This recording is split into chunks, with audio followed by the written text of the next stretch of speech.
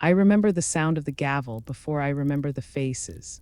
One strike, sharp and cold, cutting through the courtroom like a rifle crack. The whispers died. All eyes turned to me. The woman they believed had betrayed her own blood. My father stood at the plaintiff's table, chin lifted with righteous fury. He did not look at me as a daughter. He looked at me as a liar who had stolen a dying man's last will. I did not flinch. I had stood in blast zones where the earth itself trembled.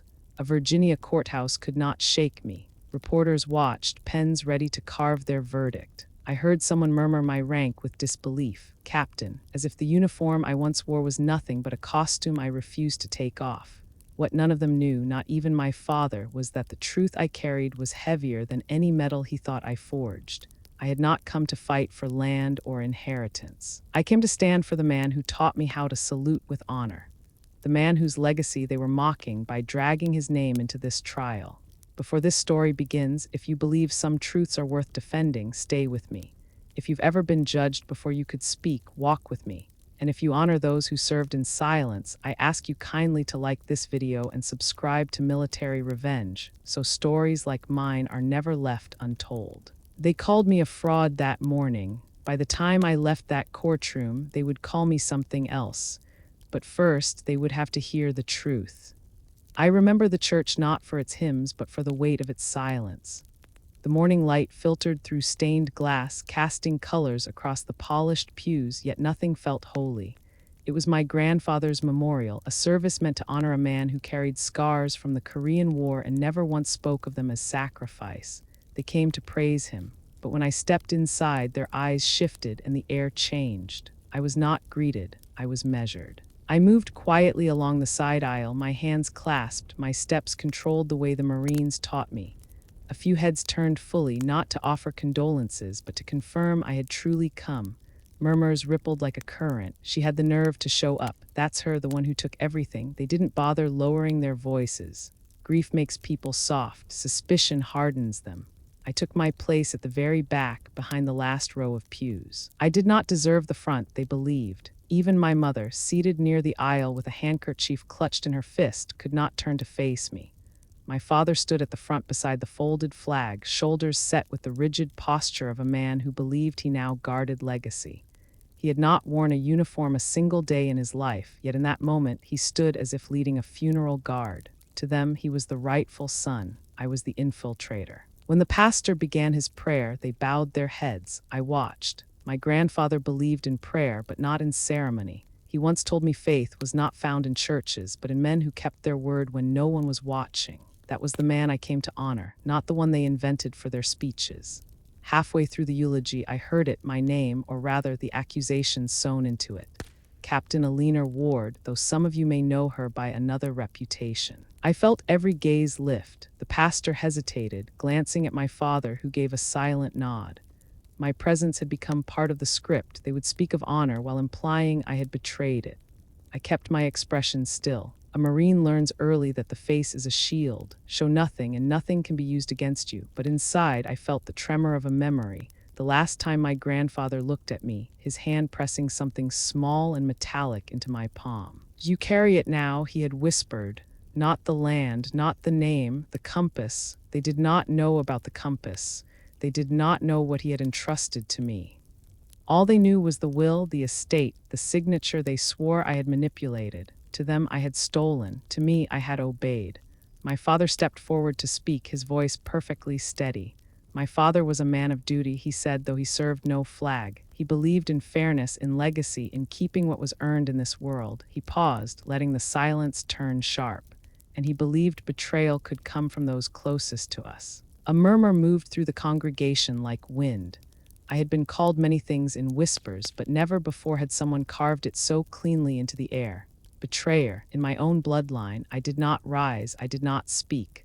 I had been trained to hold fire until the target was clear, so I let them believe I would remain silent forever. That was their first mistake. Somewhere near the front pew, a cousin I barely recognized leaned to another. She forged papers. She tricked him at the end. The other nodded. They repeated it as fact.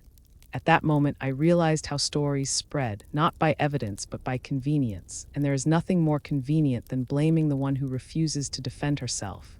As the service ended, they moved past me without a word. Not a single hand touched my arm, not one condolence was offered. My mother lingered near the door, eyes lowered. I almost stepped toward her, but she stepped away first. Grief had rules. I was not allowed to share theirs. Only when the church emptied did I approach the casket. The flag was laid so precisely across it, corners tight, as if even in death my grandfather required discipline. I rested my fingertips against the wood. I remembered his voice. Do not lower yourself to rage. Let truth be your weapon. Let time be your witness. I withdrew my hand and walked out into the cold. At the bottom of the church steps, an envelope waited on the stone bench, my name inked in unfamiliar handwriting. No seal, no signature, only 4 words, appear before the court. I held it without opening it. I did not need to. I already knew the charge. They were ready to bury more than a man. They were ready to bury me. If you are still listening, know this. I did not return to clear my name. I returned to defend him. I folded the envelope into my coat pocket and stepped down the church steps, my heels clicking against the stone like distant gunfire. The air outside felt sharper than it should have on a day of mourning. People dispersed in small knots across the parking lot, huddled in quiet conversations that ended whenever I passed. No one dared speak to me, but no one feared being heard. They wanted their words to reach me without owning them. My father stood near his car, receiving condolences from men who clasped his hand with firm sympathy. They gripped him like a soldier grieving a fallen comrade, though he had never served a day. I remembered once telling him I was enlisting. He had laughed, not because it was funny, but because he thought it impossible. You are a ward, he said. We build legacies. We do not follow orders. But my grandfather had not laughed. He had simply looked at me, eyes steady, and asked one question. Will you stand when it storms? I said yes. He saluted me. It was the first time anyone ever had. I started toward my car, parked at the far edge of the lot. A few relatives drifted from my path as if grief could be contagious.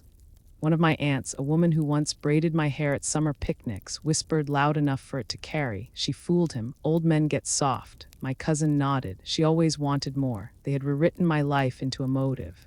I paused beside the church wall, pressing my back against the cold brick, letting the roughness steady me. I had learned long ago that pain is most dangerous when it seeks an answer. Today I would give none. Stillness was my weapon. I thought of the last time I saw my grandfather alive. He was seated in his porch chair, wrapped in that old Navy blanket, the one he brought home from a ship he never named. His breath had been thin, but his words sharp. Your father carries my name, he said. You carry my oath. Do not confuse the two. I asked him what oath. He pressed something small into my hand. You will know when it is called upon. I did not open my hand until I reached the end of his driveway. Inside was a compass, chipped and worn, the glass cracked in one corner. The needle did not point north. It pointed home. I still carry it. I reached my car and rested my hand on the door. Across the lot, my father glanced my way. For a brief second, his shoulders lowered as if grief and resentment warred within him. Then someone touched his arm and he straightened. Pride reclaimed him. He turned his back. I drove without turning on the radio. Virginia roads blurred past, trees bare against the winter sky. I remembered a childhood Sunday, seated in these same pews, listening to my father read aloud about righteousness.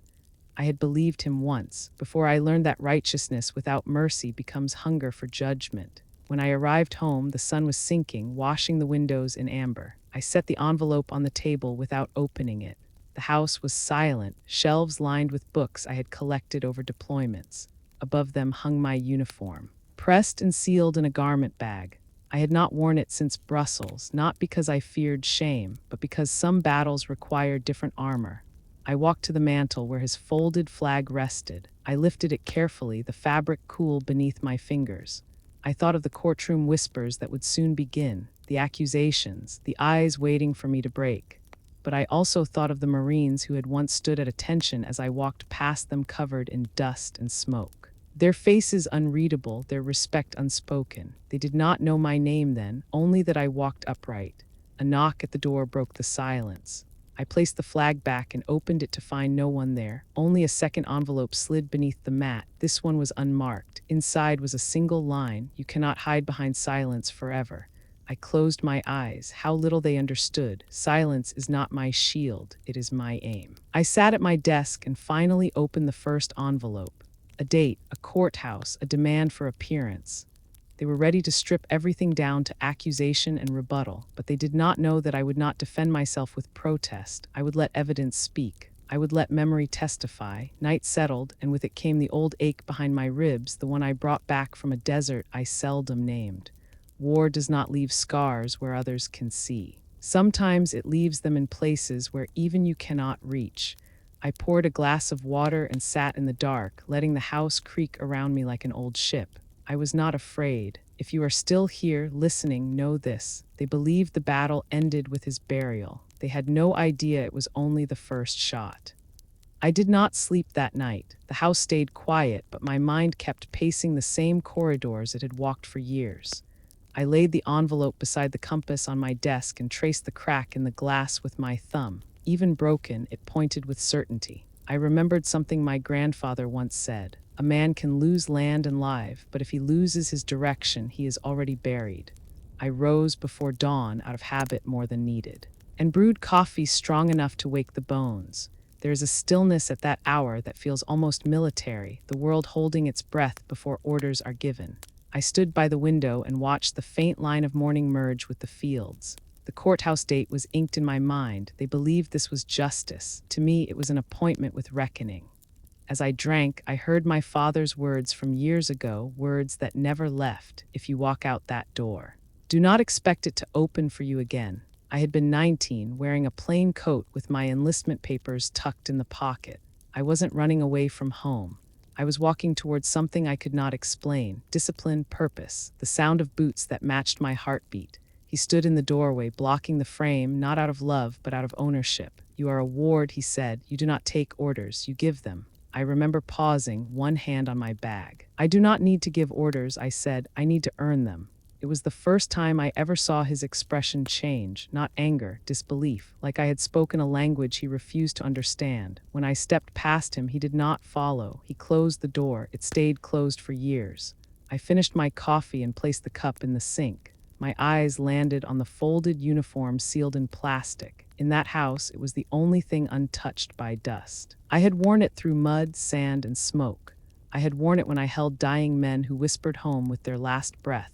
Yet here my own blood looked at it as proof of betrayal. That was the strange thing about uniforms. Out there they made strangers trust you. In here they made the family doubt you.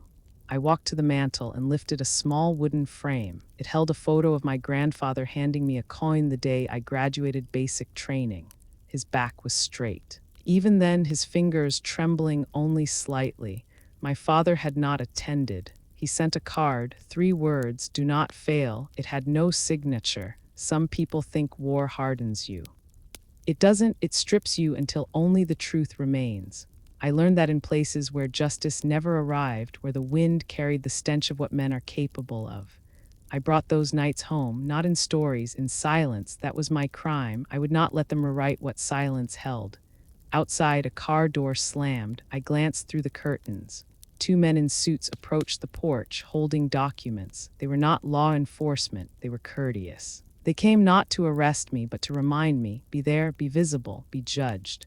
I opened the door before they knocked. Miss Ward, one of them said, you have been served. I accepted the papers without a word. He waited as if expecting protest. I simply closed the door. Protest is for the unprepared. I set the documents next to the first envelope. Court of Gregory County. Allegation, fraudulent manipulation of testamentary intention. I let the language rest. It was clinical, detached, the opposite of the venom in my father's eyes. That was fine. I preferred enemies who used ink over those who used rage.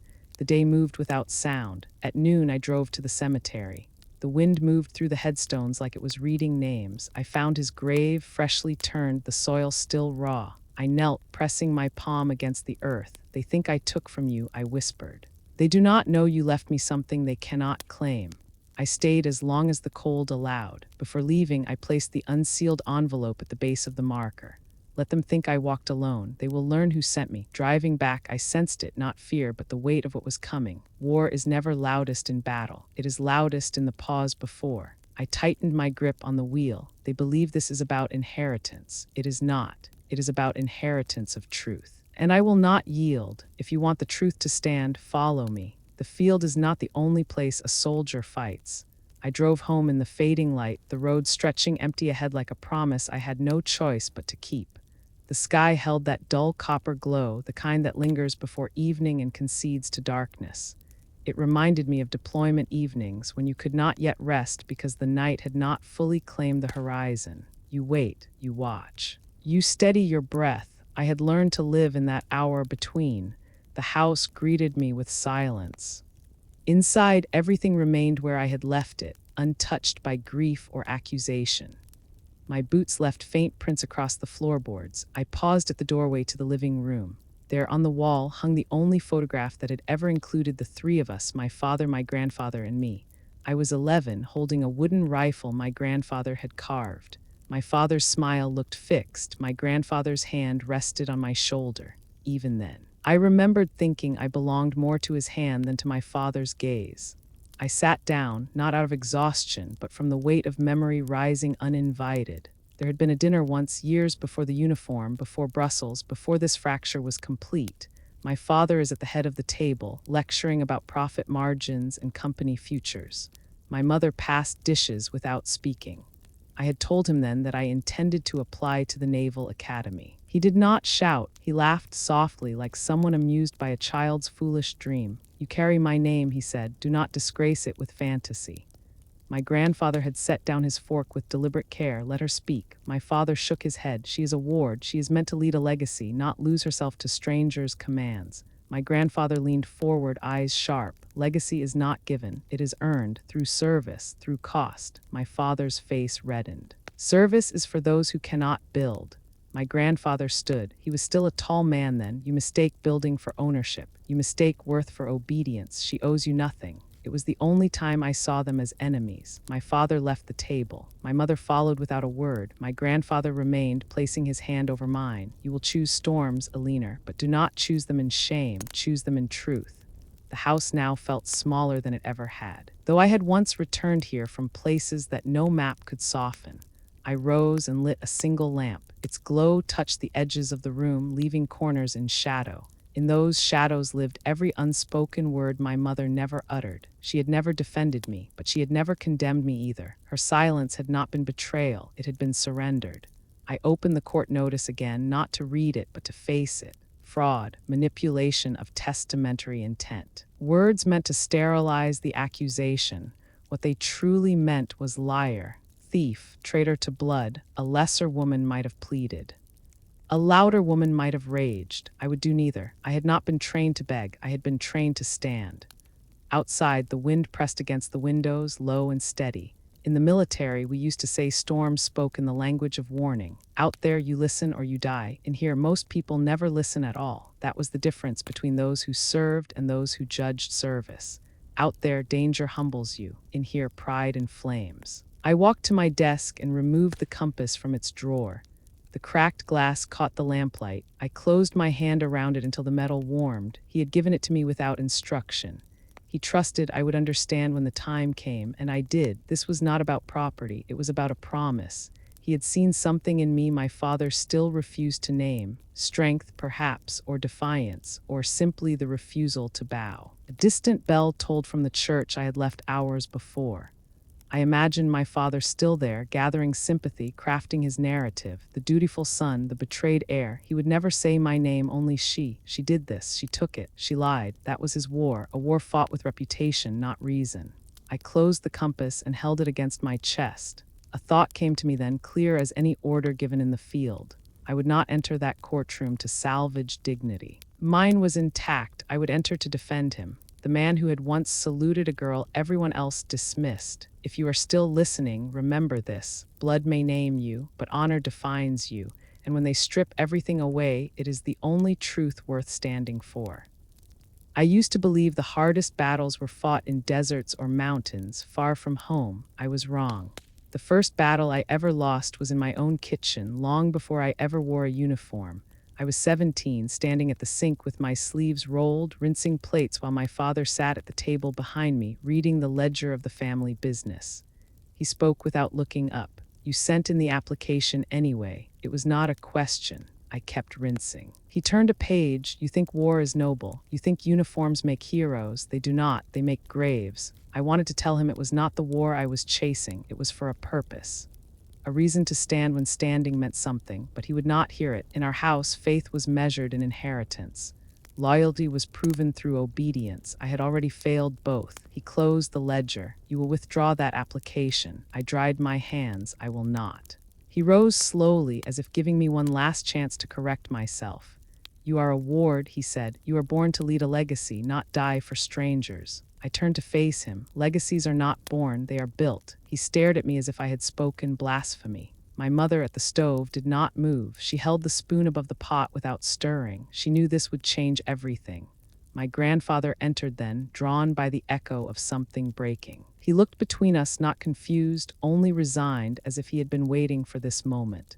My father's voice hardened. Tell her what happens to those who throw away their name. My grandfather stepped beside me. A name is not thrown away, it is carried, and it is heavy. My father's eyes flashed. Do you think she understands weight? She has never carried anything. My grandfather shook his head, then let her. My father turned on his heel and left the room. My mother set the spoon down. She did not speak to me, but she did not follow him either. That was her rebellion, silence. The night I left, I did not pack much. A coat, a Bible my mother once gave me at Christmas, and the envelope with my enlistment papers. I paused at the doorway, hand on the frame, waiting for someone to stop me. No one did, not even my mother. Only my grandfather stood outside, leaning on his cane. He pressed a small object into my palm. It was the compass, chipped at the edge. Be someone I would salute, he said, not someone who needs defending. I nodded. He did not hug me. Soldiers do not cling, they release. I walked down that driveway with no promises of return. Behind me, the porch light remained off. Ahead of me, the night opened wide. I did not cry. I had already learned that tears change nothing. Only direction does. Basic training carved me clean. I learned the cadence of commands, the burn of failure, the taste of dirt. I learned how to be broken and built again, not into a daughter, but into a Marine. Letters from home were scarce. My mother wrote twice. She told me my room had been emptied. My clothes are boxed. My photographs are stored. My name is no longer spoken at the dinner table. He says you chose them over us, she wrote. I burned the letter that same night, not out of anger, but to keep it from softening me. Comfort can be fatal. Years passed, promotions came, deployments followed, and then Afghanistan, the place where silence is older than scripture, where the mountains hold their breath before they crumble. I arrived with a squad I barely knew and left with ghosts I cannot name. It was there I learned the difference between fear and finality, between orders and conviction. But that comes later. Before Afghanistan, before the dust filled my lungs, there was still one battle left at home. A phone call, my father's voice. If you go, do not return here. I listened until he finished. Then I said the only truth I had. I already left. People speak of disgrace as if it begins with failure. Mine began with choice. If my father saw that as betrayal, so be it. I would rather be faithless to him than faithless to myself. And so I went, not knowing what I would lose there, not knowing what I would carry back. If you are still with me, understand this. Some wars begin long before the first shot. Some wounds are carved in kitchens, not combat. Afghanistan did not break me. It only showed me what was already cracked. Afghanistan greeted us not with fire, but with wind. A dry, unending wind that carried dust fine as ash and coated every breath with the taste of rust. The mountains watched us like silent juries, ancient and unmoved. We arrived at Forward Operating Base Kestrel under a moon that looked bruised, the air humming with generators and distant artillery. I stepped off the transport plane with my pack across my shoulders. The compass tucked inside my breast pocket, close to the skin. No one welcomed us. War does not have hosts. It has rhythms, and you either adapt or collapse. I was one of 3 women in our unit. The states were not hostile, but measuring. Men who had seen too much did not waste energy on disbelief. They only asked one question with their eyes. Can she carry weight? I did not answer. I lifted crates, secured gear, and moved as they moved, speaking only when required. Respect is not spoken into existence. It is earned by watching someone sweat without complaint. The first night, I lay in my bunk listening to the echo of distant gunfire. It sounded nothing like the move is. It was sporadic, almost indifferent. Death here did not announce itself. It arrived like a change of weather. Our sergeant briefed us at dawn: patrol rotations, convoy escort, remote overwatch, rules of engagement recited like scripture. He ended with 5 words: "Do not get sentimental here." I understood. Sentiment is the most direct path to grief. Days bled into one another. Patrols at first light, debrief at dusk. The sun burned with a cruelty I had never known. Then nights dropped below freezing, as if the land itself refused consistency. We moved through villages where children stared without smiling and elders watched from doorways with eyes I could not read. Danger did not come from those who glared. It came from those who disappeared. It was during our 3rd month when I learned the precise sound of loss. We were escorting a supply convoy along a stretch of road known only as Sparrow's Spine, a narrow pass hemmed in by rock. I was the 2nd vehicle, scanning ridgelines through the scope. The first explosion came without flame, only force. Metal screamed. The lead truck lifted, then folded as if struck by an invisible hand. I heard someone shouting orders. Maybe it was me. Return fire, secure perimeter, check vitals. The air filled with a ringing that did not fade. Corporal Drew was in that truck. He was 24, a former farm boy from Indiana who kept letters from his sister tucked in his helmet liner. Hours before, at breakfast, he had traded me his last packet of coffee in exchange for silence. He said he missed the sound of rain. I never answered. I thought we had more time. We pulled him out of the wreckage, what was left of him. I remember kneeling beside the medic, pressing gauze I knew was useless. The blood was too dark. Too final. His eyes did not search for God or salvation. They searched for something familiar, someone to witness him. I held his gaze until it dimmed. I did not pray. I did not cry. I whispered 4 words: "I will remember you." That night I lay awake in my bunk, fingers curled around the compass. For the first time I felt it tremble, though I knew it was my hand. I thought of my father, safe in his house, certain I had chosen spectacle over duty. I thought of my grandfather, who knew the cost before I ever paid it. At that moment I understood disgrace, not as a failure, but as for survival, to live when better men died, to rise when grief demands you stay down. The next morning. Patrol resumed. War does not stop for mourning. Grief must walk and reload. The men said nothing to me, but when I stepped into my vehicle, Sergeant Cole rested a hand on the door. He looked at me, not with pity, but recognition. "You carried him," he said. "That is all any of us can do." I nodded. Words then would have been betrayal. From that day I changed. I moved with purpose, sharper than before. I stopped counting days. I started counting names. I etched them into memory where no court, no accusation could erase them. Some nights when the desert went still, I felt as if the horizon itself listened, as if it too kept record of the fallen. People say Afghanistan breaks you. They are wrong. It does not break. It reveals. It peels away what is borrowed, what is false, until only your true profession remains. Mine was not a soldier. It was a witness. They flew us home in silence, not the ceremonial silence of flag-draped coffins, but the kind reserved for those who survived when others did not. I sat near the back of the military transport, my left arm bound in a sling, a numbness crawling from my shoulder down to my fingertips. Shrapnel had kissed bone and torn muscle. They said I was lucky. I suppose that depends on how you define luck. When we landed on American soil, the wind felt foreign, too clean, too gentle. I stepped down the ramp with a limp I could not hide and a stiffness I could not shake. No one waited for me, no banners, no embraces. Only a chaplain offering a polite nod before hurrying off to greet another group. I was not offended. I had learned long ago that welcome is a luxury, not a right. Inside the terminal, a man in a pressed suit walked past, glanced at my uniform, and said the familiar phrase, "Thank you for your service." He did not wait for a reply. I watched him walk away, tapping his phone, already returned to a world where war was a headline rather than a heartbeat. I stood there for a long moment, unsure whether to move forward or stand at attention. Eventually I walked. Hospitals followed, white sheets, needles, questions I did not answer. Does it hurt? Only when I breathe. They cleaned the wound, stitched the torn flesh, but no one asked about the ache that came at night. The kind that no scalpel could reach. The doctors called it recovery. The Marines called it passage. I called it unfinished. They sent me home with a folder of prescriptions and a list of support groups. Reintegration, they called it, as if I were a fragment to be welded back into society. I returned to my hometown by bus. The driver lifted my duffel bag without a word. I thanked him. He shrugged. Just doing my job. I almost smiled. It was the closest thing to honesty I had heard in months. My father did not meet me at the station. I did not expect him to. I called for a cab and watched familiar streets roll past, storefronts faded but unchanged. Children played on sidewalks as if time had folded neatly in my absence. Vendors sold coffee. Men discussed local teams. I sat behind the glass, a stranger drifting through a life that had kept moving without me. When I reached the house, I hesitated on the walkway. The windows glowed with evening light. Through the glass, I saw silhouettes passing, plates being set. Life continued at the table I had been erased from. I did not knock. I turned away. There are doors you do not reopen, no matter how far you have traveled to return to them. I rented a small apartment above a hardware store on Main Street. One room, a stove, a narrow bed. I slept sitting up because lying down made breathing sharpen along the scar. Some nights I dreamed of Sparrow's spine, of Drew's eyes searching.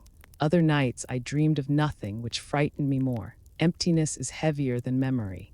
Outside, life carried on. People waved flags on holidays, then folded them away like obligations completed. Veterans Day brought handshakes from strangers and discounts on coffee. Some asked what it was like, most did not. A few whispered words meant pity. She came back different, as if I had chosen transformation the way others choose clothing. The worst were the well-meaning. You look so strong, you'll be fine, fine. The word echoed like a verdict. I learned to nod. I learned to say thank you. I learned to limp only when alone. I visited the VA center once. The waiting room was lined with faces too young to look so old. A man with one leg stared at the floor. A woman with tremors clutched a styrofoam cup until it bent. A television played news of things we could no longer name. I sat for an hour, then stood and left before they called my name. I was not afraid of being helped. I was afraid of being labeled. Nights were the longest. That is when Afghanistan came home, not with gunfire or sandstorms, but with absence. The absence of voices I once heard daily. The absence of orders, the absence of reason. It is a strange thing to survive war only to feel invisible in peace. One evening, as I sat by the window, arm throbbing where metal had made its mark, I opened the drawer and took out the compass. The cracked glass reflected the lamplight. I placed it flat on the table. The needle quivered, unsure. As if even it struggled to find direction. I whispered to it, I am still here. It did not settle. People believe disgrace comes from failure. For me, it came from survival. Out there, I bled openly. Here, I disappeared quietly, and in some ways, that was the deeper wound. If this story still finds you, know this. War does not end when the rifle falls silent. For some of us, it begins the moment we return. I tried to rebuild a life with the pieces I had left. Though none of them fit the way they once had, days passed in muted repetitions. Mornings with coffee I rarely finished. Afternoons where I walked without destination. Nights where I sat awake, listening not for threats but for nothing at all. Silence, I learned, can be louder than artillery. People around me continued to live as if existence were something guaranteed, not borrowed. They spoke of stress as if it belonged to boardrooms. They argued over inconveniences, mistaking discomfort for suffering. I envied them at times, not their comfort, but their ignorance. They had never watched life leave a man's eyes. They had never carried death as memory instead of body. One evening, I stopped at a small grocery store. As I reached for a carton of milk, a woman gasped behind me. Her young son had caught sight of the scars that ran along my arm where the sleeve had shifted. Mommy, what happened to her? The woman pulled him close. She was hurt. Come along. I wanted to tell him that hurt is not what scars mean. Scars mean I stayed. But I said nothing. It is easier to be misunderstood than to explain what cannot be understood.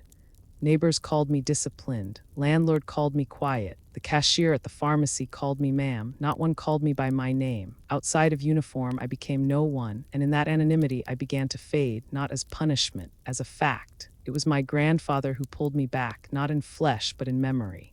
I returned to his house one afternoon, long after he had fallen ill, but before anyone admitted it. He sat by the window, hands folded over his cane. He did not greet me with sympathy. He never had. He studied my limp, my bandages, the way I moved as if expecting ambush. He nodded once. You came back different. I answered simply. I came back. He gestured for me to sit. We remained quiet for a long time. At last he spoke. Pain is not disgrace. Disgrace is what happens when you pretend it never existed. I asked him how a man carries pain with dignity. He looked at me, eyes steady, voice certain. You do not carry it. You let it teach you where not to lie. I did not cry, but I felt something loosen, like a knot pulled too tight. He did not ask what I had seen. He did not ask who I had lost. He knew better. Truths born in war cannot be forced into words. They must be honored in silence. When I stood to leave, he placed his hand on mine. Do not let them write your story for you. I did not understand fully then, but I would. After his death, the whispers began, not from strangers, from blood. They said I manipulated him. They said I sought inheritance I had never once asked for. They said I shamed the ward name, and when I did not protest, they mistook silence for surrender. But silence is not surrender. Silence is strategy. The day I received the court summons, I sat at my kitchen table and laid it beside the compass. I traced the fracture in the glass and heard his voice again. Be someone I would salute, not someone who explains herself. At that moment, I realized something sharp and final. They were not calling me to court to question what I had done. They were calling me to erase who I had become. That night, I walked to the cemetery. The air was cold enough to bite, the sky washed clean of color. I stood at his grave, fingers resting on the stone. They think I took from you, I whispered. They do not know what you gave me. I waited, as I often did, for an answer that would never come, but peace is not an answer. It is an instruction. I turned and began the walk home. Each step felt like marching orders, not toward battle, toward bearing witness. The world may never understand what I carried. My father may never forgive what I chose, but I did not survive war to beg for belonging. If you are still here, know this: I did not return to prove innocence. I return to protect legacy, his and mine, and I will not fall silent in the place they expect me to speak. I will stand silent until they see. They believed I was just another Marine who returned with scars and silence. They thought my story ended the day I limped off that transport plane. What they never understood was that my silence did not begin there. It began long before, in places I was never allowed to name, under skies that held no flags. I was not always meant for the infantry. After my second deployment, I received orders I did not request. A sealed transfer, no unit listed. Only coordinates and a time. I reported to a nondescript facility on the outskirts of Kandahar, where walls held no insignias and the air smelled of metal and secrecy.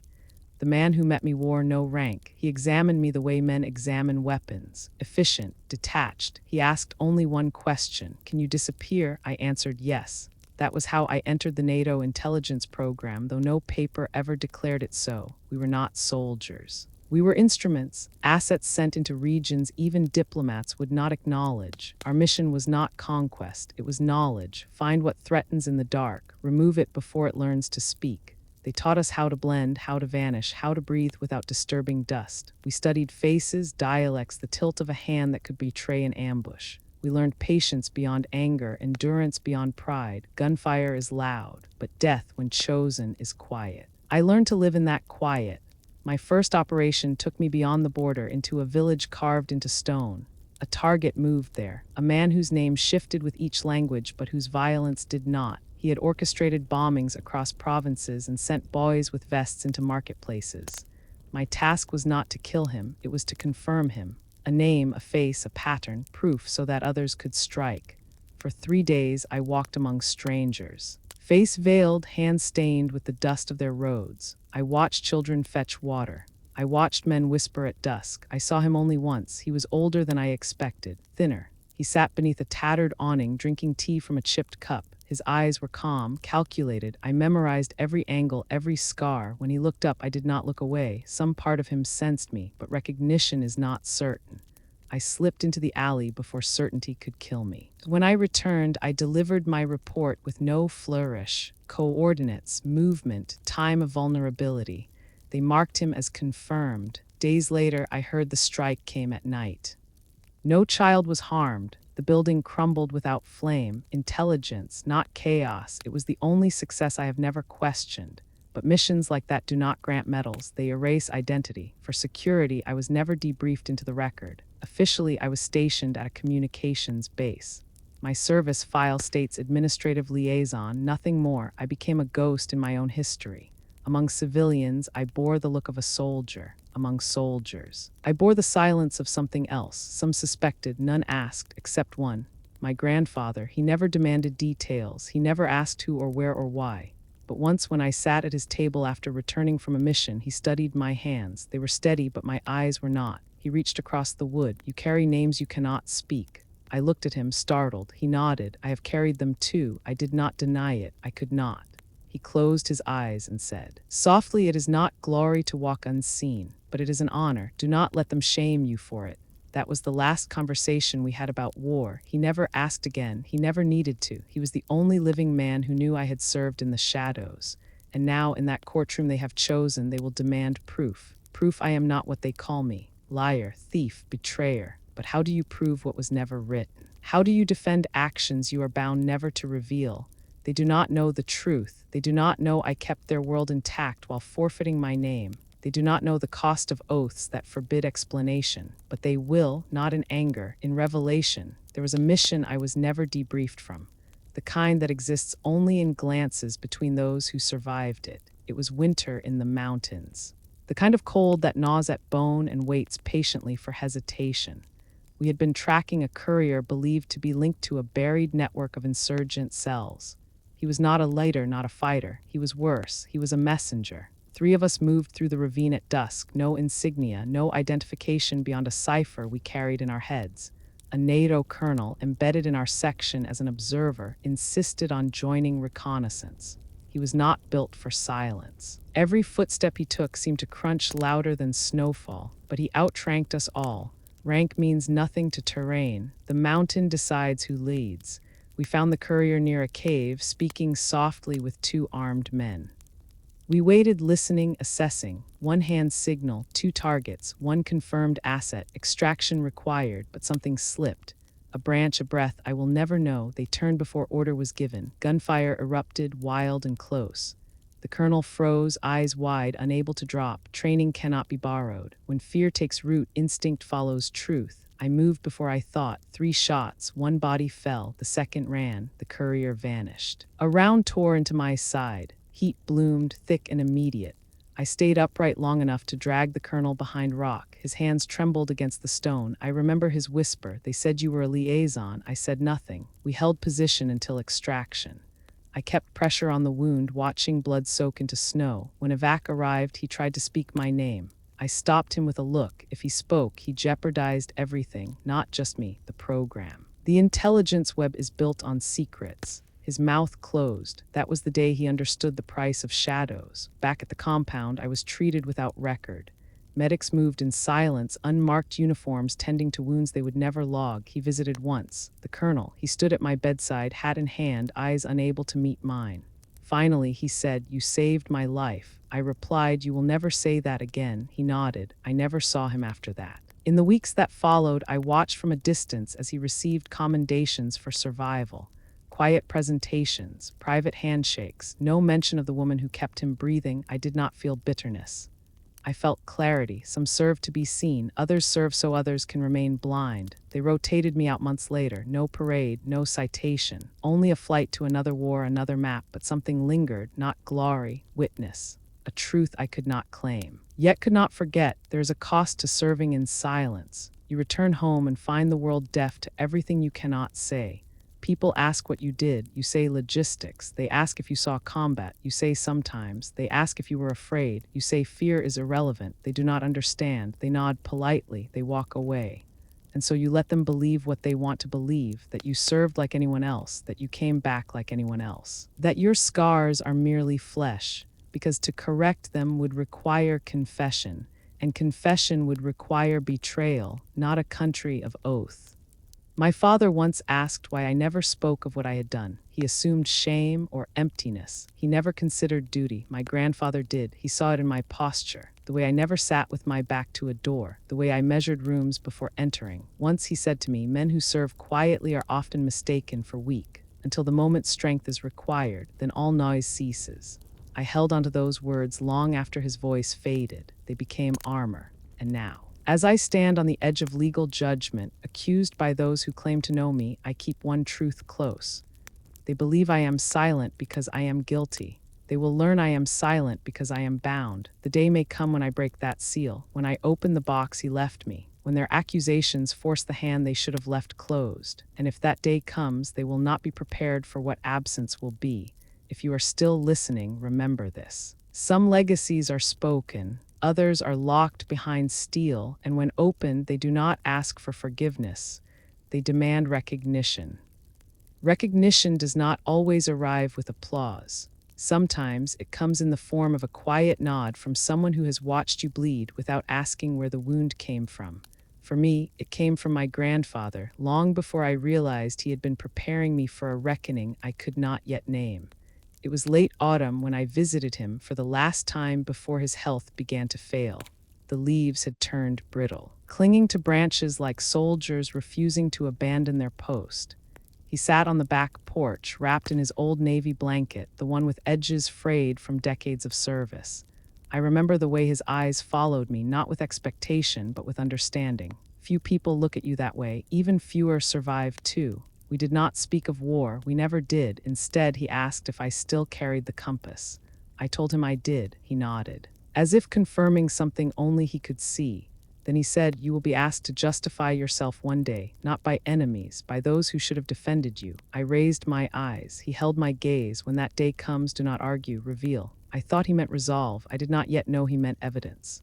Before I left that evening, he shuffled inside and returned holding a small steel box heavy enough to matter. The metal was scratched, the latch worn. But it was sealed by something weightier than lock, a trust I had not yet earned. He placed it in my hands. "This is not to protect you," he said. "It is to protect your truth. Do not open it until you must." I asked him what was inside. He did not answer, but as he pressed it forward, I saw it etched faintly along the lid, his initials, and below them another set I did not recognize. Another soldier, another witness. Someone who knew the part of me the world was never meant to see. I took it home that night and set it on my desk. For weeks, I refused to touch it. I was not afraid of its contents. I was afraid of why it existed. Someone else had known, someone else had seen, someone else had put proof into his hands, trusting him to choose the right moment for revelation. And he had chosen me, after his death, while others fought over land and accounts. I did not touch the box, not out of neglect, out of oath. Opening it without cause felt like betrayal. I had kept secrets for nations. I would keep his for the same reason. Loyalty, but loyalty is often mistaken for guilt. My father accused me before the funeral flowers had wilted. Siblings echoed his words. Neighbors nodded. Cowards love an echo. They mistook my restraint for shame. They mistook my discipline for defeat. If I had opened that box, I could have ended every accusation with a single truth, but truth, like war, demands timing. The first time I reached for the box was the night the court summons arrived. My hand hovered over the lid. I remembered his warning, not protection, revelation. I closed my fist and stepped back. Not yet. I would not wield it out of anger. I would wait until they demanded a confession. Then I would give them history. In the days that followed, I began noticing details I had long ignored. My grandfather's journals, locked in the drawer beneath his desk. His Navy medals, left unpolished but never abandoned. The folded flag from his service, meticulously kept. I understood then. He had seen in me not reflection, but continuation, not bloodline, burden. People call me stubborn. They are wrong. I am faithful, not to those who speak loudest, but to those who served without witness. I have stood next to men who died unnamed so others could live unknowingly. I have carried messages off battlefields so others could carry on with Sunday mornings. These are not sacrifices, they are contracts. I do not fear the courtroom. I fear only that my silence might one day be mistaken for regret. It is not a regret I carry. It is artillery, and when it is time, I will fire. If you continue to listen, remember this. Some battles are fought without rifles, some victories are won without cheers, and some truths buried deep are not forgotten. They are waiting. They buried my grandfather on a rainless morning. The kind of sky he used to call honest weather. No storm, no sun, nothing to distract from duty. The honor guard folded the flag with practiced precision, edges sharp, corners true. My father stood stiff beside the casket, face carved from stone. My mother clutched her rosary, lips moving with prayers I could not hear. I stood a few paces behind them, not as a daughter, but as something unclaimed. When the rifles fired their final salute, I did not flinch. I had heard louder thunder in deserts with no name, but when the last note of taps trembled into silence, I felt something shift. Loss is never loud, it is the quiet that follows. After the burial, people approached my father, offering condolences like currency. They spoke of legacy, of lineage, of loyalty. No one approached me.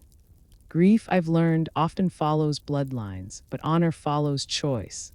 I waited until the crowd dispersed before approaching the grave. The earth was freshly turned, soil still unsettled. I knelt, pressing my palm against it as if a pulse could pass through the ground. I did not pray. He had not raised me to beg. I simply whispered, I have it, the box, the oath, the silence. I will not fail you. 2 nights later, I returned to his house alone. The keys still worked. The boards creaked beneath my step as if recognizing the tread of someone who had once walked those halls without question. In his study, I found what I expected. The journals, the folded uniform, but something new sat on the desk, a sealed envelope resting atop the steel box. My name was written on it in his steady hand. Inside was not a confession, not instruction, only a single line. Not every truth is spoken, some are carried, until the world is ready to bear them. He had known all along, not details, not missions, but weight, the unspoken gravity that bends the spine of those who serve in the shadows. He had carried his, he expected me to carry mine, but he also knew a day might come when the burden became blade. I held the envelope against my chest and felt something unfamiliar, not sorrow, resolve. He had not left me proof, he had left me permission to reveal, to defend, to fight if fight became necessary. I set the letter back atop the box and stepped away. I did not open it. I was not ready, not because I feared its contents, but because I had not yet chosen whether to unleash what it held. Truth is not always a shield. Sometimes it is shrapnel. Outside, the wind moved through the trees, carrying the scent of cedar and memory. I stood on the porch where he once watched me leave for war. I remember his final words that day. They will misunderstand you. Let them. Just never let them define you. Now, the ones who misunderstand me are preparing to judge me. They gather in courtrooms, sharpening lies into verdicts. They think they are prepared to hear my defense. They believe they know the price of honor, but they do not know the cost of secrecy. They do not know I bled for faces I never learned, under flags I was never allowed to claim. They do not know that silence can be service, just as sacrifice can be unseen. They do not know the power of a story withheld. They will. When the moment comes, I will not shout. I will open the box. And the world they thought they understood will shift. If you are still listening, remember this. Some inherit land, some inherit wealth. I inherited a truth buried in steel, and soon those who doubt it will stand before it. The morning of the hearing arrived without ceremony, the kind of pale dawn that offered no sign of favor or omen. I dressed without haste, pulling on a simple dark suit instead of my uniform. The medals I had earned remained in their case. Today was not about proving valor. It was about enduring judgment. A soldier knows there is a difference. The courthouse sat on the same street where I learned to ride a bicycle, where my grandfather once bought me ice cream after Sunday service. Now its brick walls rose like a fortress, not of law but of expectation. People gathered on the steps, not for justice, but for spectacle. I saw familiar faces, neighbors, distant relatives, former church members, each of them eager to witness the fall of the woman they refused to understand. Inside, the air was heavy with whispers. She forged it. She manipulated him. She abandoned her blood. My father did not look at me as I entered. He sat at the front beside his attorney, spine stiff, jaw locked. The posture of a man convinced righteousness sat beside him. To his right, my brother leaned back, arms folded, a smirk playing at his lips. They believed today would be my undoing. I took my place at the defense table, alone, no lawyer, no advocate. There is a kind of power in that solitude, unmistakable and unsettling. People mistake representation for strength. They forget that silence, when chosen, can turn a room. The judge entered and all rose. He was a measured man, experienced enough to sense when a case held more than paper. When he looked at me, he did not see guilt or innocence. He saw restraint. That unsettled him. Good, let them feel unsettled. My father's attorney stood first. His voice rang with rehearsed indignation. We are here because this woman, he did not say my name, coerced an elderly man in his final days.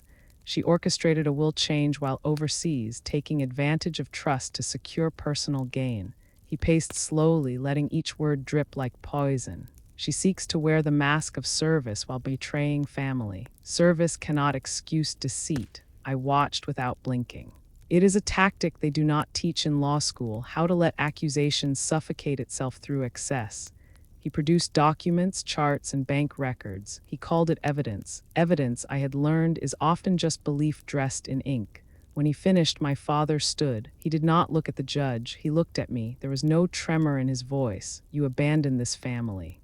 You refused our name, and then you returned to steal from the only man who still believed in you. He paused. Even now, you hide behind silence. You cannot even defend yourself. That was his mistake. He still believed silence meant surrender. The judge turned to me. Captain Ward, do you wish to respond? I rose slowly, hands steady at my sides. My voice was calm. No, not yet. A ripple passed through the courtroom. My father's attorney scoffed. She has nothing to say because she has nothing to stand on. The judge raised a hand. The courtroom will remain silent. I sat again, feeling their certainty thicken. Let them believe I had come unarmed. They expected pleas, arguments, explanations. They had no idea I had brought witnesses, not witnesses of blood, witnesses of honor, hidden, waiting. If you are still listening, understand this: truth does not shout at the start. It arrives at the moment disbelief is loudest. And that moment was coming. They thought my refusal to speak was a weakness, the last defense of someone cornered. They didn't understand that on battlefields, silence is not surrender. It is the tension before a breach, and I had not come here to beg. I had come to reveal. The hearing resumed after a brief recess. My father's attorney, emboldened by my quiet, began to circle. He laid out timelines, implying fraud through distance. She was deployed overseas. She had access to digital files. She could have influenced him remotely. He tapped the table. Coincidence is not innocence. I did not flinch. Paper rustled. Photos surfaced, me in uniform, standing beside my grandfather on a porch the day I returned from Afghanistan. The attorney displayed them like proof of manipulation. Look how she drew close to him at the end, he said, gaining trust, isolating him. My father nodded, lips tight. As if each photo were a nail sealing my fate. He could not see the truth. I wasn't gaining trust. I was honoring my oath. When they finished, the judge leaned forward. Captain Ward, the court requires clarity. Do you contest these allegations? I stood, hands clasped behind me the same way I had stood before commanding officers. I do not contest grief, I said, only lies. A hushed murmur followed. The attorney pressed on. If you claim lies, then speak. Tell us why your grandfather left everything to you. Blood deserves an answer. Blood, the word lingered, heavy and misguided. I met his stare. Blood does not decide honor. Honor decides legacy. He opened his mouth to retort, but I stepped forward. Your Honor, I will call one witness. My father's attorney blinked. He had expected no one. I had filed no subpoenas. No one sat beside me. In their eyes, I had no allies. The courtroom door opened. A man entered slowly, cane tapping against the floor. Hair gray, shoulders still squared by memory rather than muscle. He wore no medals, yet carried a presence heavier than rank. My father stiffened. He recognized him, but disbelief stalled his tongue. The judge adjusted his glasses. Please state your name, he answered, voice steady. Colonel James Harland, United States Marine Corps, retired. Gasps rippled through the room, not because of his title, but because of where he had last been seen in a classified citation, rumored but never confirmed, tied to an operation no public record ever detailed. He continued, I am here on behalf of Captain Alina Ward. My father's attorney stepped forward. Colonel, what is your relation to the defendant? Harlan's gaze did not waver. She saved my life. A silence followed that no gavel could command. He leaned on the stand, eyes scanning those who had gathered to judge. Years ago, I was assigned to an intelligence reconnaissance detail near the Afghan border. Our convoy was ambushed. I was pinned, bleeding, alone. He paused. It was Captain Ward who extracted me under fire, at risk to her own life. The attorney shook his head. There are no records of this mission, Colonel. Harlan nodded. Correct. It was classified. He pointed at me, not an accusation, but affirmation. She cannot speak of it. She swore an oath, one that outranks your suspicion. My father's face blanched. For the first time, his certainty faltered. The judge leaned forward, measured. Colonel, are you offering testimony of her character? Harlan's reply was iron. I offer testimony of her sacrifice. The kind this room depends on but never sees. He turned toward me then, and with every eye upon us, he raised his hand, not to point, not to gesture. He saluted, not with ceremony, with recognition. In the back rows, another man rose, an older Marine, then another, then two more veterans, their backs straightening with the slow dignity of memory. They saluted, no orders, no words, just witness. As my father stood frozen, a man watching the foundation of his accusations erode. I did not move, I did not cry. I simply stood there the way I had on endless lines of sand, accepting not praise but truth. If you are hearing this, understand, some truths do not need defense. They stand. No one in that courtroom moved, not even the judge. The silence that followed the salute was unlike any I had heard, no longer skeptical, no longer hostile. It was the silence of realization, the kind that settles when a room full of people suddenly understands they have been looking in the wrong direction.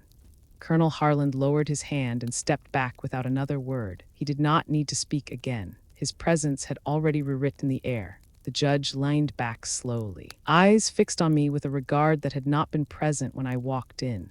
He didn't see the defendant now. He saw something else, someone who had carried truths deeper than accusation. My father's attorney tried to recover control. Your Honor, this is highly irregular. We have no documented proof of. The judge raised a hand. That will be enough, counsel. His voice carried no volume, yet the attorney fell silent. Even the argument knew when it had lost its footing. In the gallery, a woman I recognized from town, someone who had once whispered in grocery aisles, covered her mouth with both hands. A man who had avoided my eyes in church looked down at his feet. Others glanced toward my father, waiting for him to stand, to speak, to assert authority like he always had. But he didn't. He stared at the colonel, and for the first time, uncertainty replaced contempt. The judge addressed Harland. Colonel, are you submitting an official statement to this court? Harland shook his head. Some truths are not written, Your Honor. They are carried by those willing to bear them. I bear this one. That was as close as he would ever come to naming it. When he stepped down, I saw something I hadn't expected. Pain, not physical, something older. The kind of pain that belongs to those who have also buried the unspoken. He passed by me without meeting my eyes. Respect between soldiers does not always require recognition. The judge turned to me. Captain Ward, do you wish to speak now? I stood. I did not look at my father or his counsel. I looked only at the judge. Your Honor, I came here to defend a man who cannot stand for himself. My grandfather chose me not out of favoritism, but out of understanding. He knew I would not spend his legacy on revenge. I would protect it with restraint. There was no tremor in my voice. Truth does not tremble. The judge nodded once. Before we proceed, this court will take a brief recess. The gavel struck. People rose, but movement felt different now, hesitant, uneven. Conversations did not ignite as they had earlier. Curiosity had been replaced by reckoning. They could no longer paint me as thief or traitor, not openly, not now. I stepped away from the defense table and moved toward the corridor. As I passed the rows, someone stood abruptly. He was older, hair white at the temples, hands scarred. He wore no uniform, no insignia, but I recognized the bearing. A soldier, perhaps once a sergeant, maybe more. He did not speak. He simply placed his fist over his heart and nodded. Another man followed, then another. They did not know my missions. They did not know my name beyond the headlines, but they knew the silence I carried, and in that moment they chose not to ask for proof. They honored the wait. I did not bow. I accepted. That is all. Outside the courtroom doors, my father stood alone. His attorney whispered urgently, but he did not respond. He watched me as I approached, eyes burning with something raw, conflict, disbelief, wounded pride. He opened his mouth as if to speak. Then I closed it. There were no accusations left that could drown what had just risen. For years, he believed my silence was defiance. Today, he saw it for what it was, discipline. And discipline, unlike rage, cannot be broken. He turned away. I let him. If you are still listening, understand this. He had not yet fallen. Pride does not collapse in a moment. It fractures. And he still believed silence meant he could win. He had not yet learned silence could judge. When the recess ended, the courtroom returned not to spectacle, but to caution. People no longer leaned forward in hunger for scandal. They sat back, uncertain, as if unsure which version of me would return to the defendant's table. The traitor they expected, or the soldier they had just witnessed. I walked in without announcement. My father was already seated, but something in him had changed, a stiffness gone, replaced by a tension that had no anchor. His attorney whispered urgently, urging him to proceed to reclaim momentum. But momentum was no longer theirs to command. The judge called us to order. Before we proceed toward closing arguments, he said, the defendant has the opportunity to present any evidence or statements in her defense. I stood, not hurriedly, not defiantly, simply with the steadiness of someone who has carried far heavier weight than judgment. I reached into my case and withdrew a small leather-bound journal worn at the edges. My grandfather's. My father stared, heat rising in his eyes. That is private property, he barked. You have no. The judge silenced him with a glance. Captain Ward, you may continue. I stepped forward, placing the journal on the table before the bench. It is not a will, I said. It is not a financial record. It is testimony, not mine, his. A rustle moved through the room. Doubt. Curiosity, fear, each emotion shifting, colliding. I opened a marked page. The handwriting was shaky but clear. I began to read. Some legacies are not held in land or inheritance. They are carried in silence by those who cannot speak of what they have done. I have seen a leaner stand in storms I prayed my sons would never face. I do not leave her burden. I acknowledge it. My father shifted as if struck. I continued. If the world doubts her, let them. Truth does not beg belief. Honor does not require witness. But if a day comes when her name is dragged through shame, let this serve as my final salute. I closed the journal. No one moved. My father's attorney rose, desperate. Sentiment, unverified sentiment. It proves nothing. Before the judge could speak, another voice filled the room. It was Colonel Harland. Sentiment is what cowards call truth they cannot comprehend. The attorney frozen. My father stood then. As if some last reserve of pride demanded sound. Enough, she abandoned us. She defies blood. She cannot hide behind soldiers and diaries. I met his eyes for the first time that day. I have never hidden, I said. I have stood where you could not bear to look. He opened his mouth, but this time no words came. The room was not with him now. It was listening to something beyond us both. Silence reclaimed the floor. The judge leaned forward. This case began as a dispute over inheritance. It has become something else, something this court is not accustomed to measuring. He paused. Character, truth, honor. He looked at me. Captain Ward, do you have anything further to offer? I considered the box, still unopened, the proof I could wield, the weapon I could unsheathe. No, Your Honor, it was not a resignation. It was decision. Some truths do not require force. Some victories demand restraint. The judge nodded slowly, almost with respect. Then we will proceed to judgment. My father watched me, face pale, with a realization he had never prepared for. He had not lost an argument. He had lost to revelation, and revelation cannot be revoked. If you are hearing this, understand what broke that day was not my silence. It was his certainty. When the judge delivered the final decision, there was no applause, no release of breath, no dramatic collapse. My father simply lowered his eyes as if he had finally heard a voice no one else could. The courtroom emptied in fragments, whispers trailing behind coats and briefcases. Some avoided looking at me. Some watched too long. No one spoke. I did not stay to watch my father leave. I gathered my grandfather's journal, closed it, and walked out alone. The hallway felt longer than before, lined with echoes rather than footsteps. Outside, the sky had shifted, no longer the pale gray of morning, but something deeper, quieter. There is a stillness that follows battle. It is not peace. It is exhaustion without injury. I drove without destination until instinct carried me to the only place that made sense. The cemetery, Arlington soil beneath Virginia sky, rows of stones in perfect formation, each one holding a name and a silence. I found his grave easily. I always could. My grandfather's marker stood plain, no embellishment, no epitaph, just his name, rank, and years of service. He had never wanted more. I stood there a long while before I noticed I wasn't alone. My father was already there. He didn't turn when I approached. He stood with his hands clasped behind his back, in the posture of a man attending judgment rather than paying respect. The wind carried no words between us, only the faint rustle of flags in the distance. I stopped a few steps behind him. He didn't look at me, but he spoke. He loved you more than anything. His voice was flat, not angry now, not defiant, just stripped. I didn't answer. He continued, I thought if I could undo what he left you, I could make him see me again. A pause. He never saw me, only you. He wasn't wrong, but he wasn't right either. My grandfather had seen him. He had simply seen what my father refused to face. I chose my words carefully. He saw you, just not the way you demanded to be seen. My father swallowed. His shoulders sagged as if decades of reputation had finally cracked. He kept his eyes on the stone. Did you hate me? I looked at the name carved in marble, not at the man beside it. I never had time to hate you. I was too busy surviving what you said I'd never become. He closed his eyes. For the first time in my life, he looked small. Without turning, I reached into my coat and withdrew the letter, folded, worn, the one my grandfather had written for a moment such as this. I set it gently at the base of the stone. My father's gaze followed the motion, but his hands did not move to claim it. He asked, almost whispering, "What is it?"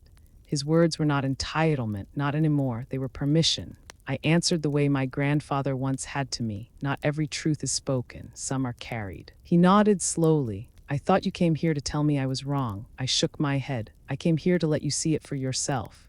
A plane passed overhead, its shadow gliding over rows of headstones like an old memory. My father stepped forward then toward the letter but did not reach for it. Instead, he removed his hat. Not for me, for him. My grandfather at last had 2 generations standing before him, one who served without witness, one who finally understood why. I didn't wait to see if my father would open the letter. I left him with it because it was not mine to explain. Some truths must be faced alone without witnesses. As I walked back along the gravel path, I could feel the weight I had carried for years beginning not to lift but to settle. There is a difference. Burdens don't disappear, they choose where to rest. The air outside the cemetery felt different, thinner, almost fragile. I paused at the gate, hand resting on the iron rail. For the first time since the trial began, I realized there would be no clear ending. Courts offer verdicts, families offer consequences, and silence offers reflection. I drove without turning on the radio, no voices, no music, just the hum of tires and breath. Houses passed in vague colors, trees blurred into winter branches.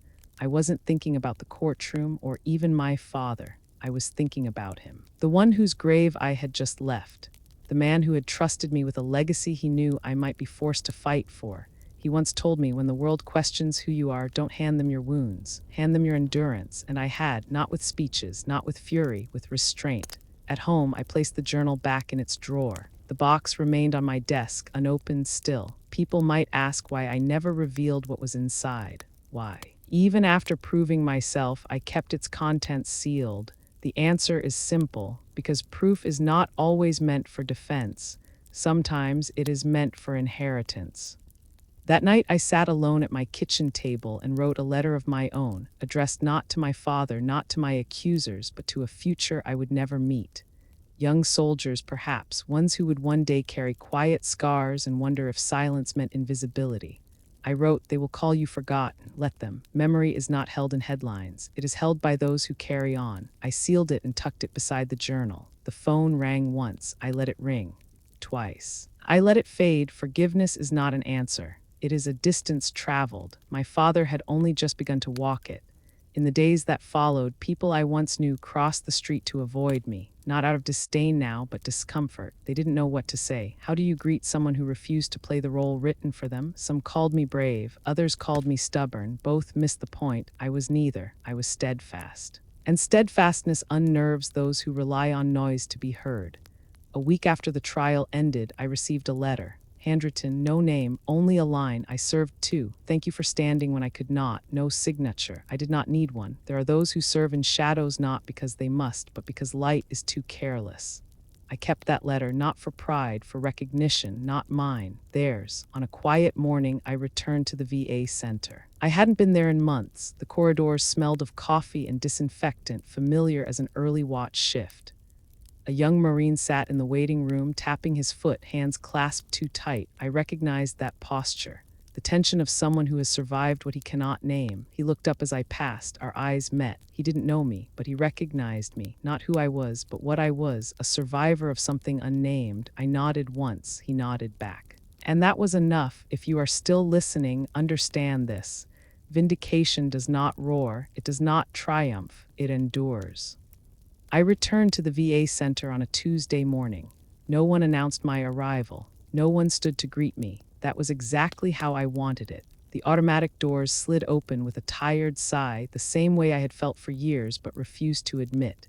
Inside, the walls held faces, portraits of veterans, not in uniform but in recovery. Some were smiling, some not.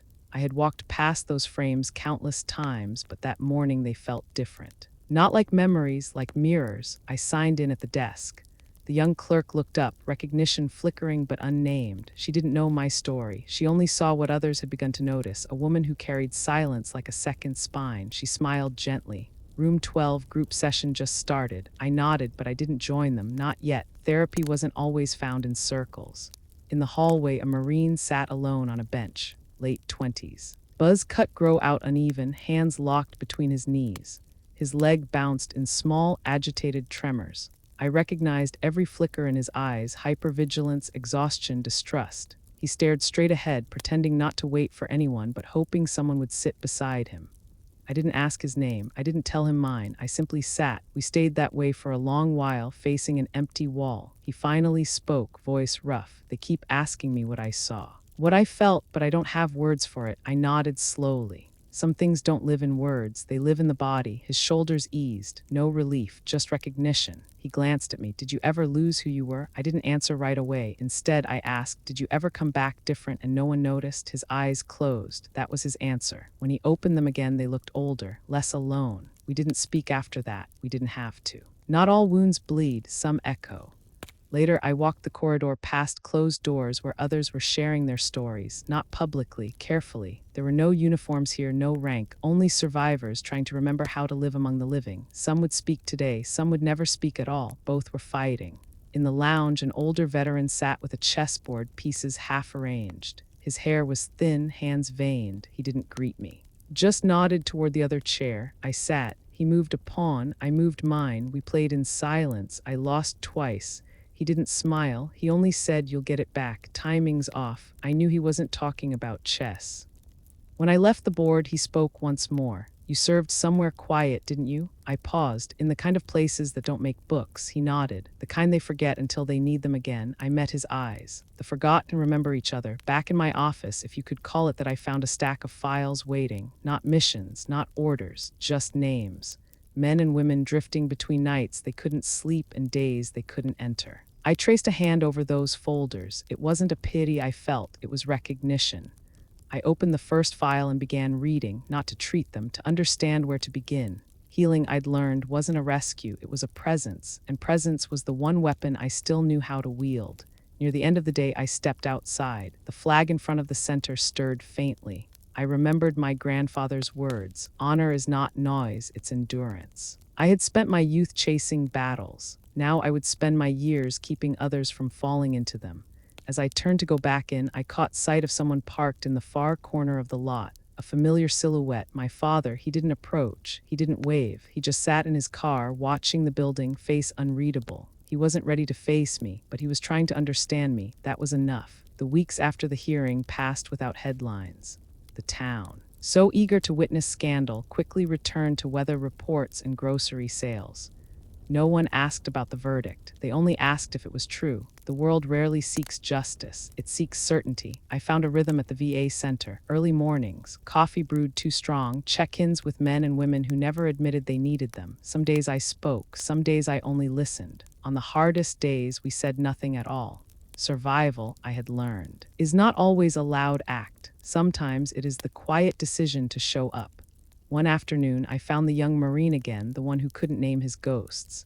He sat at the same bench, shoulders squared but spirit unmoored. He didn't look up when I approached, but this time he spoke first. "Do you think it ever stops hurting?" I sat beside him. "No, but it stops defining you." He nodded once, the way soldiers nod when they have no words for gratitude. Later that evening, I walked the grounds behind the center, where the trees were sparse but steady. There was a bench overlooking a small memorial garden, stones etched with names of those lost after returning home. Not killed in battle, consumed by it. I stood there for a long time. War spares more bodies than minds. As the sun lowered, a voice called behind me. I turned, my mother. She held her purse tight against her chest, as if uncertain whether she had the right to be there. I didn't speak. She approached slowly, eyes already wet. "He read the letter," she whispered. "Your father." Didn't say much, but he stayed at the cemetery for hours. She paused. "He asked me to tell you he knows now." I let the silence hold us. She reached for my hand, hesitated, then finally let her fingers rest atop mine. "He's not ready to face you, but he's facing himself." I nodded. That was more than I had ever expected. Before she left, she said something I never thought I'd hear. "Your grandfather was right. You became someone I would salute." I didn't cry. I simply held her hand a moment longer before letting it go. That night, I returned home and finally opened the steel box, not for proof, for peace. Inside, I found a single medal, not mine, his, a citation folded beneath it. Korean War, Night Patrol, classified engagement, no recognition awarded. He had carried his silence too. And now he had passed it to me, not as burden, but as bridge. I held the medal in my palm and understood. We don't fight blood with blood, we fight it with legacy.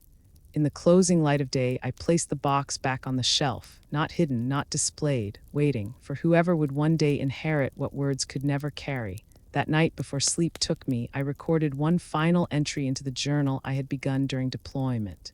If anyone hears this, remember, honor is not proven in courtrooms or carved on stone. It's proven in the way we rise after being broken. Some may never know what we survived. That's all right. We don't serve to be known. We serve so others may never need to. I closed the journal. The war was never mine to win. It was mine to outlast. To anyone who ever wore the uniform or carried the weight of someone who did, I want you to hear this. We may return from war without parades, without answers, without the selves we once were. But that does not make us lost. It makes us forged. The world may never know the fields we crossed, the nights we held the line, or the names we still whisper in our sleep. That is all right. We do not serve for applause. We serve so others may never have to understand. I spent years believing silence made me invisible. Now I understand it differently. Silence is not emptiness. It is discipline. It is the choice to endure without demanding to be seen. If they doubt your worth, stand tall. If they question your scars, let them. Honor does not shout. It whispers, and those meant to hear it always will. My grandfather once told me, legacy is not what we leave behind. It is who we lift while we still can. I carry his words now the way I once carried a rifle, steady, ready. If this story has found you, it is because you carry something too. Pain, duty, memory, hope. Whatever it is, do not bury it in shame. Build with it. And if one day the world asks you to explain who you are, you do not owe them your wounds. You owe them your endurance. If this story carried you home, even for a moment, I ask you to carry it forward. Like this video. Share it with someone who needs it. Subscribe to Military Revenge. Not for me. For every silent warrior who still stands watch in the dark.